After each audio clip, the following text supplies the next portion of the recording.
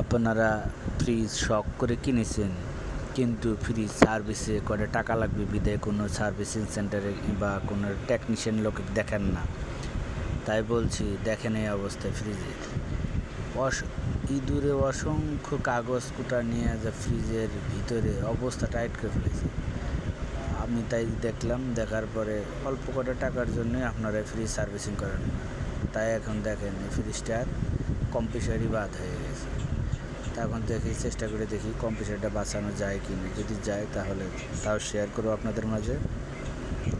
আপনারা প্লিজ দয়া করে টেকনিশিয়ানের দ্বারায় সব কিছু সমাধান করবেন। অল্প কিছুদিন পর পর চেক দেওয়াবেন, তাহলে আপনার শখের ফ্রিজটি দীর্ঘদিন সাপোর্ট দেবে। আর আপনারা অল্প কিছু টাকা লাগবে, তাই আপনারা ফ্রিজ সার্ভিসিং করেন। ইঁদুরে যায় একদম তারা শ্বশুর বাড়ি বানিয়ে ফেলেছে।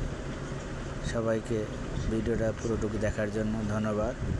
সবাই আমার জন্য দোয়া করবেন, এরকম ভালো ভালো ভিডিও আপনাদের মাঝে শেয়ার করতে পারি। আর আমার